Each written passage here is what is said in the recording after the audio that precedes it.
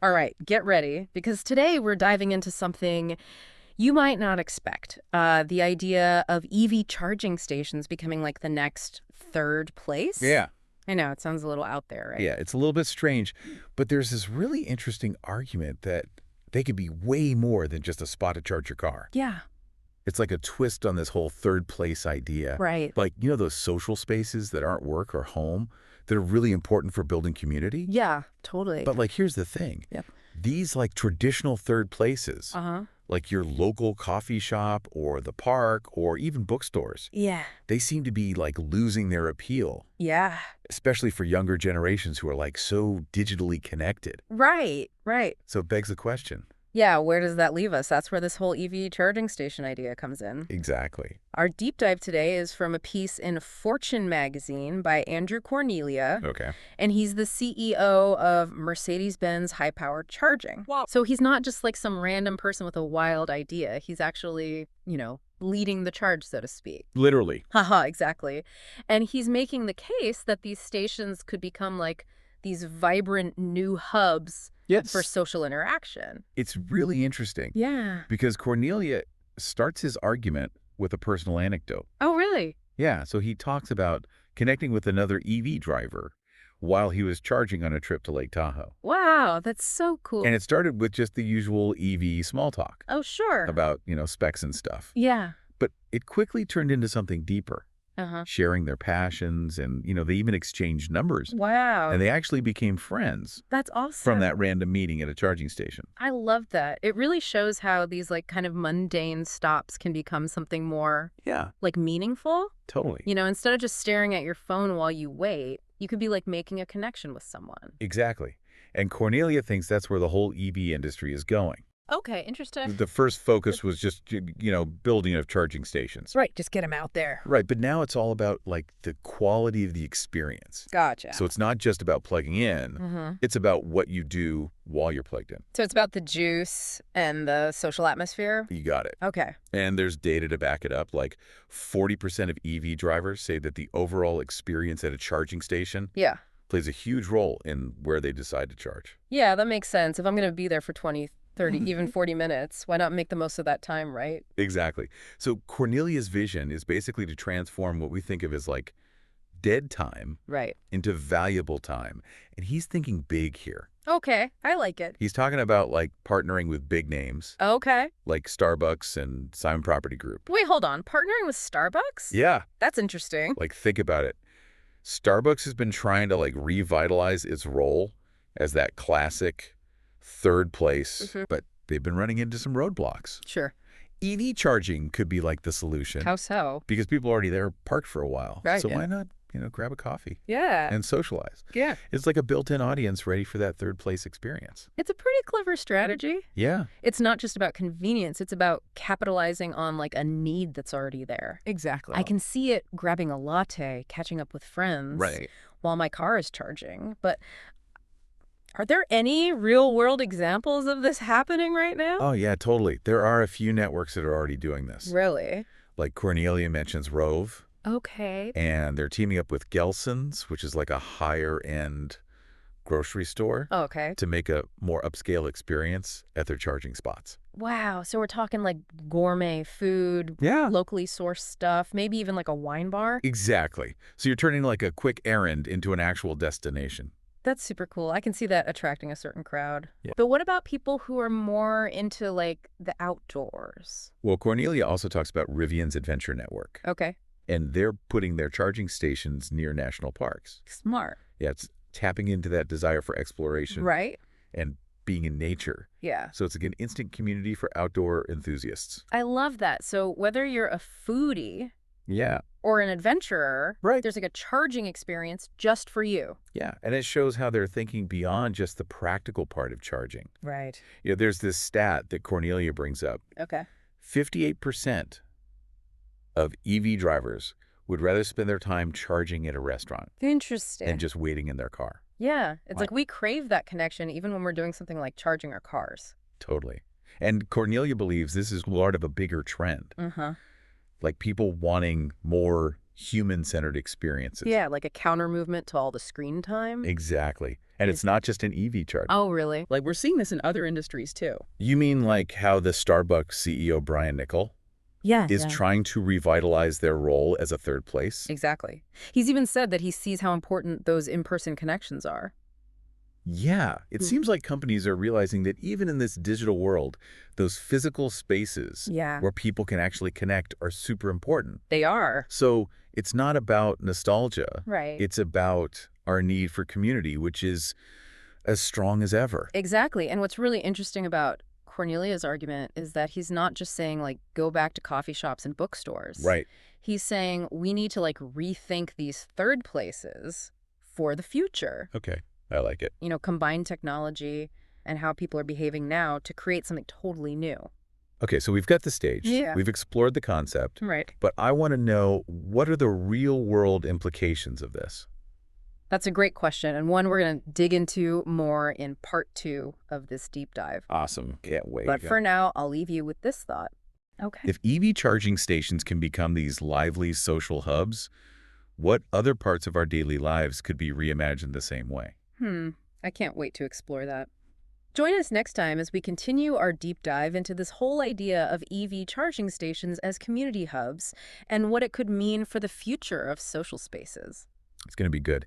Picking up where we left off, it's really interesting to think about, like, if this idea of more social infrastructure could go beyond just EV charging stations. Yeah, you're so right. It makes me wonder, what if we use the same concept for all those other stops we make, like, every day? Exactly. It's not just about gas stations. All right. It's about, like, changing how we think about all kinds of public spaces, like for how we design them. I'm in. Give me some examples. What else could we, like, totally transform? Okay, well, think about laundromats. Okay. They're usually seen as, like, purely functional. Yeah. You Yeah. go in, you do your laundry, you get out. But what if they were designed to be more like community spaces? Yeah, instead of watching the clothes spin around, you could be, like, chatting with your neighbors or even making new friends. Exactly. And it's not just about, like, adding some comfy chairs. Right. It's about creating ways for people to actually interact. Like, what if there were community bulletin boards Oh, I love that. where people could share recommendations or even, like, plan events together? I love that idea. It turns a chore into, like, a social thing. Right. Yeah. What other everyday places could we do this with? Grocery stores are another good one. Okay. Imagine a grocery store with, like, a little lounge area Okay. where you could get a coffee or hang out with friends or even take a cooking class. Hold on. So instead of rushing in and out, Right. I could actually, like, slow down and learn something and connect with people. Exactly. And think about how that could help local economies. Yeah. Like, if these everyday spots become community hubs, they could bring people to areas that are struggling. That's a really good point. It's not just about revitalizing spaces. Yeah. It's about revitalizing whole neighborhoods. Exactly. Like, it could be huge for small towns or rural communities that are facing economic decline. Totally. These revamped spaces could be like anchors for local businesses. Yes, bringing life back to main streets and town squares. I love it.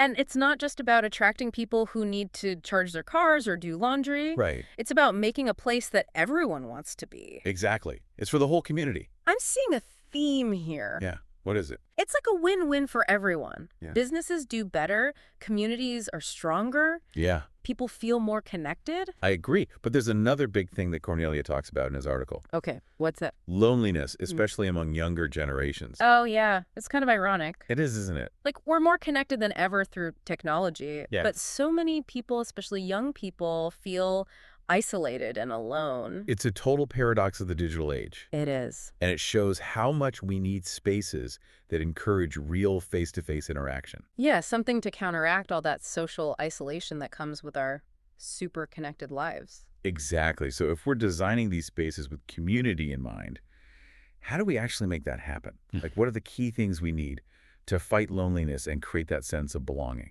That's a great question.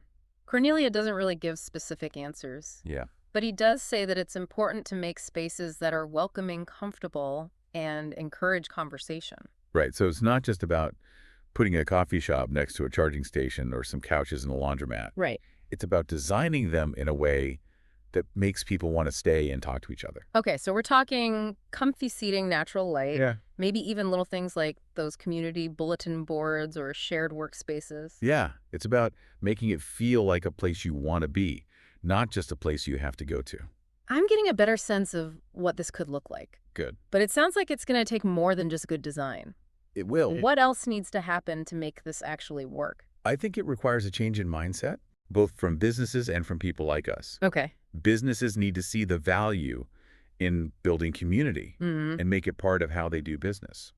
So it's not just about selling stuff anymore. Right. It's about creating experiences that build real connections and make people loyal customers. And what about us as consumers? What can we do? For us, it's about being open to those connections, choosing to talk to people Yeah. instead of just being on our phones. Yeah. It's about being present and seeing the value in those unexpected interactions. Right. Because they can really enrich our lives and our communities. Exactly. It's like a two-way street. Yeah.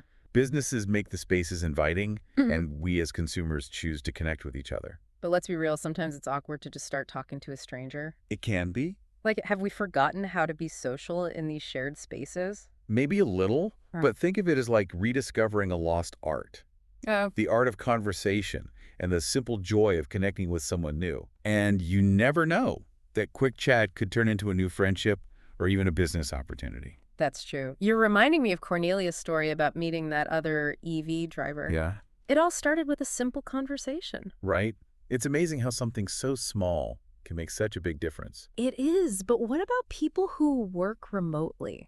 Oh, yeah. Like, There how are- does this whole community hub thing fit into the whole work from home trend? Well, as more people work remotely, Mhm. these third places could become even more important. Okay. Like as hubs for collaboration and networking. Oh, I get it. So instead of being stuck in my home office, Yeah. I could go to one of these community hubs, Right. plug in my laptop, and actually interact with real humans. Exactly. Yeah. Imagine co-working spaces and charging stations, Yeah. grocery stores, even laundromats. I love it. It's a whole new way to think about work. It's not just about getting out of the house. Yeah. It's about combining work and life in a way that's more efficient and focused on community.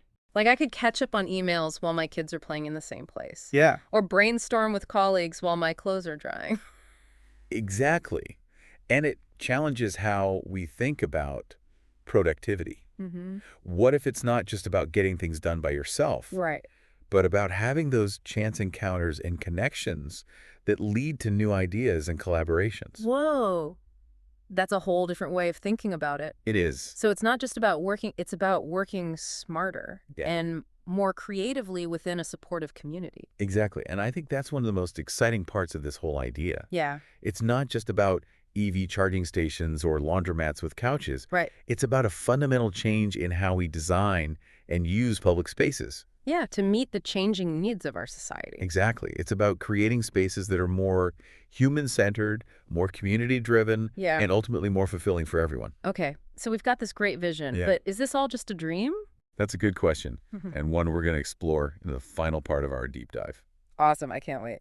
Okay, so we've been talking about all these everyday spaces becoming like buzzing community hubs, but are there any real examples of this happening like right now? Yeah, for sure. Is this actually happening or is it just like a nice idea? Well, it's still kind of early, Okay. but there are some really cool things popping up. Oh, really? Like what? Check out what's happening in Vienna, Austria. Okay. They have this thing called the Gretz Hotel. What's that? It basically turns local businesses into like temporary hotels for travelers. Wait, are you serious? Like I could stay in a bakery or bookstore? Yeah, it's pretty awesome. That's so cool. They work with these local businesses Uh-huh. to make unique guest rooms inside their actual shops. So it's not just about having a place to sleep. It's Right. like a whole experience. You're immersed in the community. Exactly. Okay, what else? Any other examples? Yeah, definitely. Oh, Over wait. in Seoul, South Korea. They took an old highway overpass Oh. and turned it into this amazing public park. Seriously? Yeah, it's called the Suilo 7017 Sky Garden. What? That's so cool. It has walking paths, gardens, cafes, even places for performances. So they turned like a concrete eyesore into a green space. Yeah, basically. That's amazing. It seems like cities are really starting to get creative with how they use public space. They are. And it's not just big cities either. Oh, really? There's this town in the Netherlands called Houten, Okay. and they've completely redesigned the whole town around bikes and walking. Wow. They've prioritized things like being able to walk everywhere and having community spaces. Yeah, And it's led to way less car traffic. that's awesome. And people are interacting more. So they're not just building community hubs. Right. They're designing entire towns with connection in mind. Exactly. That's so cool. It really feels like a whole new way of thinking about cities and communities. It is. And it's not just about making things look nice. This focus on community also has some interesting effects on the local economy. Oh, yeah. I was just thinking about that. How does this community-focused approach help with economic growth? Well, think about it. If you have all these vibrant community spots, Yeah. they're naturally going to attract people to areas that might have been struggling. So people come for the community, Yeah. and then they end up supporting the local businesses. Exactly. It creates this win-win situation I love it. where the community hubs bring people in, Yeah. and those people then spend money at the nearby businesses. Right. So everyone benefits. And it makes the local economy stronger. I can see how that would be especially good for small businesses. Yeah, for sure. It gives them a real boost. Totally. But doesn't this raise some questions too? Like what? Like who would actually be in charge of developing and taking care of these community spaces? That's a good question. And I think it would probably be a mix of different groups, Okay. private companies, government groups, Yeah. maybe even partnerships between them. Right. It would take everyone working together. Yeah, to really make this happen. And what about making sure everyone feels welcome in these spaces? Oh, yeah, that's super important. Like people of all income levels, backgrounds, abilities. You're right. These community hubs have to be designed with inclusivity in mind right from the start. Okay. So that means things like wheelchair ramps, Yeah.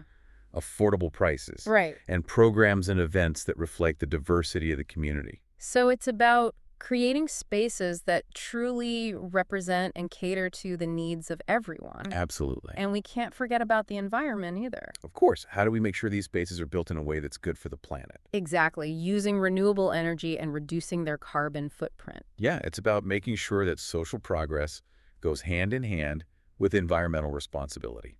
So we've covered a lot of ground today. We have. What's the main takeaway for our listeners? I think Cornelia's article and our conversation today really encourage us to rethink the spaces around us. Yeah. And see how we can create more connection in our everyday lives. It's like realizing that even simple things like charging your car or doing your laundry can become chances to build community. Yeah, and it's about being mindful of the spaces we create and the experiences we have in them. Right, making sure people feel a sense of belonging, especially in a world that can feel so disconnected. And it's about understanding how collaboration and innovation can help us solve social problems and make a better future for everyone. And maybe it all starts with just chatting with a stranger at the laundromat. Yeah, or choosing to have coffee at a local shop instead of a big chain.